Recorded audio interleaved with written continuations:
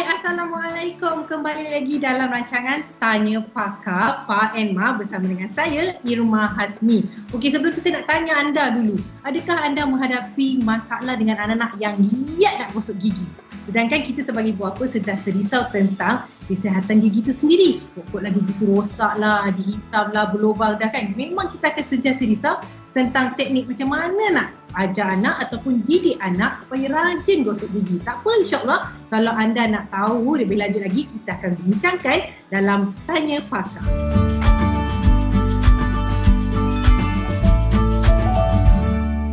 Okey, episod kali ini kita akan mengupas tajuk Jaga Gigi Anak Jangan Sampai Rosak. Dan kita akan bersama panel istimewa kita lagi hari ini, insya-Allah. Jom kita perkenalkan sekarang Dr. Gigi, Dr. Pergigian, Dr. Izzazah Muhammad Zain. Assalamualaikum. Waalaikumsalam, Ima. Apa khabar, Doktor? Alhamdulillah sihat. Ima, apa khabar? Sihat? Saya pun Alhamdulillah sihat. Saya suka tengok kalau Dr. Gigi jadi senyum mesti berseri-seri. Okey, Doktor. Tajuk kita hari ini Jaga Gigi Anak Jangan Sampai Rosak. Soalan pertama kita nak ajukan kepada Doktor, apa masalah gigi yang selalu dihadapi oleh anak-anak ni? Masalah yang biasa dihadapi oleh anak-anak tu maksudnya daripada bayi ke kanak-kanak lah kan. So seperti yang kita tahu, bayi selalunya akan tumbuh gigi pada usia 6 bulan. So kebanyakan parents selalunya terabai masa gigi tumbuh tu. Normally bayi yang umur 6 bulan dan ke bawah juga perlukan penjagaan gigi walaupun bayi tu belum ada gigi. So penjagaan ni adalah pembersihan gigi, pembersihan gusi dan juga mulut selepas menyusu ataupun makan. Jadi disebabkan kecuaian ataupun ibu dan bapa tu terlupa ataupun tak tahu mengenai penjagaan gigi, kerosakan gigi yang biasa terjadi adalah gigi berlubang, gusi bernanah, kadang-kadang akan ada mulut yang berfungus ataupun kulat tumbuh di persekitaran gusi, lidah dan juga lelangit. So itu adalah antara 3 masalah yang kerap berlaku dan ada di dalam klinik saya. Alamak, anak saya semua dah besar. Saya pun tak tahu benda tu tau. Maknanya penjagaan gusi juga penting sebelum gigi anak tu tumbuh.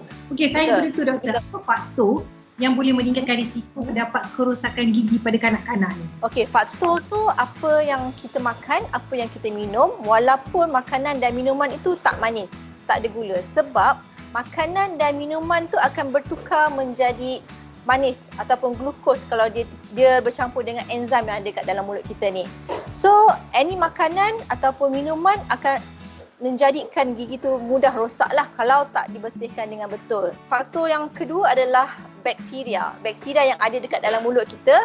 Kita ada bakteria yang natural bakteria dan bakteria daripada luar lah. So, gabungan antara makanan, minuman yang manis, maksudnya bergula, dan juga bakteria itu akan menyebabkan gigi rosak. Okey? Sebabnya bakteria tu akan makan makanan, sisa-sisa makanan yang ada dekat gigi. So ada permukaan gigi. So bakteria tu akan menghasilkan dia punya hasil buangan iaitu asid. So asid tu lah menyebabkan gigi tu berlubang. Okey, bila kita dengar semua masalah penyakit ataupun apa yang dihadapi oleh anak-anak, kita jadi risau. Jadi kita nak tahulah juga apa antara tips penjagaan gigi selain daripada kita kena bawa anak-anak untuk pemeriksaan secara berkala. Kita nak tahu juga apa kata doktor tentang tips penjagaan gigi untuk anak-anak. Okey, so antara langkah nombor 1 yang kita suggestkan kepada parents adalah memang kena mulakan pembersihan gigi atau bersihkan gigi atau pembersihkan gusi awal. Jadi kanak-kanak ataupun baby tu dia dah jadi biasa dengan keadaan membersih gigi, bersihkan gusi. Sebab kalau kita dewasa pun sebenarnya kita memang kena berus gigi dan gusi, bukan berus gusi saja. Sebab daripada atas ke bawah, kalau Irma perasan ya, antara gusi dan gigi tu dekat tengah-tengah tu ada celah. So dekat celah gusi tu selalunya makanan memang senang masuk dekat celah gusi. Sebab itulah kerosakan gigi tu selalunya berlaku dekat antara gusi dan gigi. Kita panggil cervical area lah. Okay, selain daripada pembersihan di rumah, memang parents saya galakkan bawa anak seawal 6 bulan ataupun gigi pertama tumbuh ke klinik gigi supaya doktor gigi boleh detect lah masalah gigi, masalah gusi, masalah lidah atau apa-apa masalah yang ada dekat dalam mulut dia. So bila ada pemeriksaan awal ni, parents nampak lebih clear apa masalah pada anak-anak dia. Dan nombor 3 pula, kalau boleh elakkan bagi anak menyusu dengan menggunakan botol dan bawa ke tidur. Sebab kita panggil tu caries pada gigi disebabkan menyusu di waktu malam lah kan. So susu tu dia akan berkumpul di dekat dalam mulut. So akan menyebabkan kerosakan pada gigi lah. Okay, so untuk anak-anak kan selalunya bahagian gigi mana yang selalunya mudah rosak dan cepat ada caries gigi. Dia panggil Caries gigi. Alright, ini saya punya model, so lebih nampak clear. So saya just nak tunjukkan bahagian celah gigi. Ini celah gigi depan. Okay, celah gigi depan dan juga di atas permukaan gigi belakang.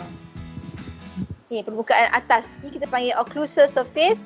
This one interdental lah. So kalau gigi depan memang celah gigi yang depan. Kalau gigi belakang atas permukaan gigi iaitu occlusal surface. Okay, sebab kenapa di celah gigi depan adalah sebab kalau anak-anak ni dia makan, dia selalu akan gigit gigi depan. So makanan tu akan terselit dekat celah gigi. So memang dekat situ memang biasa dan kerap sangat anak-anak ni datang dengan keadaan gigi tu dah berlubang kat celah-celah gigi depan lah. Dan sebab tu lah orang nampak hitam je dekat gigi depan. Sebabnya gigi tu rosak daripada celah gigi. Dia bermula daripada celah sebab tak bersih betul-betul lah dekat celah gigi. Dan gigi geraham pula cepat rosak sebab dekat bahagian occlusal tu dia kan berlekuk, kita panggil groove tu, makanan tersekat dekat situ dan tak dibersihkan dengan betul dan senang berlubang. So dua permukaan ni, celah gigi dan juga di atas permukaan gigi iaitu occlusal surface. Okey, untuk soalan Puan Fazliana, yes. Mengisak jari ataupun puting tiruan akan menyebabkan susunan gigi itu terkesan dan juga akan menyebabkan rahang atas dan rahang bawah juga terkesan. Ini disebabkan anak cenderung untuk isap jari ataupun jari-jari. Kadang-kadang ada anak yang suka isap ibu jari, jari telunjuk, ada yang suka dua jari. So bila anak tu masukkan jari ke dalam mulut dan akan hisap dengan sangat kuat, jadi rahang itu akan ikut bentuk jari. Sebabkan itu selalunya anak yang isap jari ni cenderung mempunyai rahang atas yang sempit ataupun berbentuk V disebabkan jari itu dihisap dengan sangat kuat. Berbeza dengan puting tiruan, sekiranya anak itu hisap puting tiruan selalunya antara umur bayi ke umur 22 bulan lah. So 24 bulan, maksudnya 2 tahun. So dalam pada umur 0 bulan, 0 bulan ke 24 bulan itu biasanya anak itu akan lama-lama akan meninggalkan puting tetapi tak bagi jari. So jadinya kalau boleh anak yang isap jari tu, ibu kena pastikan dia stop isap jari seawal usia 12 bulan bagi mengelakkan habit itu berterusan sehingga 2 tahun dan ke atas. Gigi rosak ini disebabkan beberapa faktor. Tak semestinya kalau anak tu boros gigi 3 kali, 5 kali sehari tetapi gigi masih lagi rosak. Ini disebabkan satu adalah punca makanan. Macam Puan Arisa dia tak bagi makanan manis, tapi selagi anak itu makan dan minum, sisa makanan itu pasti ada dekat atas permukaan gigi, ada di celah gigi dan makanan itu akan bertukar menjadi asid yang dimakan oleh bakteria. Jadi asid itu menyebabkan gigi berlubang. Walaupun Puan tak bagi anak minum susu yang manis, tak bagi makanan yang manis, still makan dan minuman itu bertukar menjadi asid dan menyebabkan lubang. So, kedua adalah cara pembersihan gigi. Kadang-kadang parents dah boros gigi, dia dah macam-macam buat. Dia dah buat floss, dia dah pakai boros gigi yang bagus, yang elok. Kadang-kadang ada juga yang menggunakan interdental brush untuk bersihkan celah gigi tapi gigi masih rosak. Okay? Antara sebabnya adalah cara ataupun teknik memboros gigi tu tak betul. Okay? Mungkin tak betul daripada segi cara memboros gigi daripada gusi ke bawah. Sebab kadang-kadang parents terlupa untuk boros gigi di celah gusi dan gigi. Celah tu kita panggil cervical area. Cervical area tu ada tempat sisa makanan ataupun minuman yang terkumpul dan ia menyebabkan caries gigi di bahagian cervical area. So, untuk betul-betul faham apakah punca utama walaupun Puan dah gosok gigi banyak kali dalam sehari, kena jumpa doktor gigi untuk pastikan cara yang Puan berus gigi anak tu betul. Okey? Jawapan dia adalah ya dan tidak. Okey?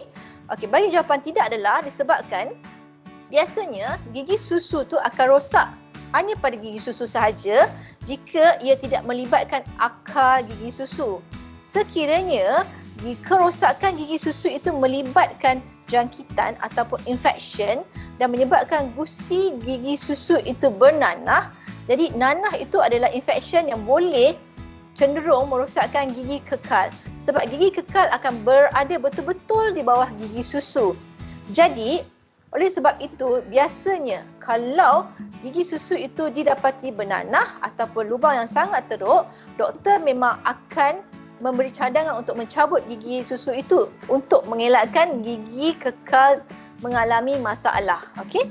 So, jadi apa-apa pun kerosakan yang ada pada gigi susu memang akan ada potensi merosakkan gigi kekal.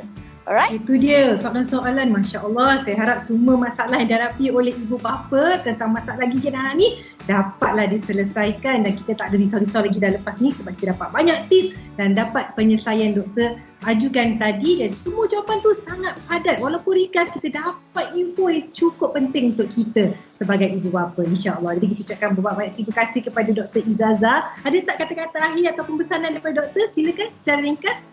Okey, terima kasih Emma. Terima kasih juga kepada pakar Tanya Pakar Pak Emma kerana menjemput saya hari ini untuk berkongsi mengenai topik penjagaan gigi jangan rosak.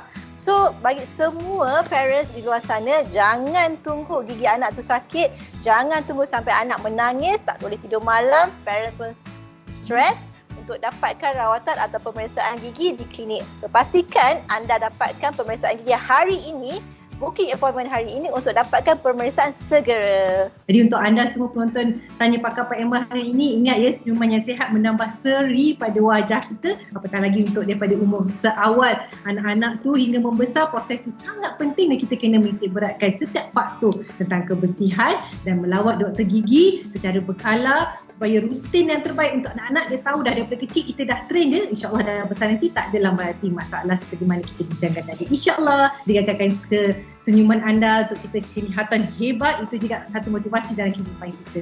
InsyaAllah pada anda semua, jangan lupa tonton Tanya Pakar Pak Emma untuk masa yang akan datang dengan topik yang lebih menarik lagi. Terima kasih. Assalamualaikum.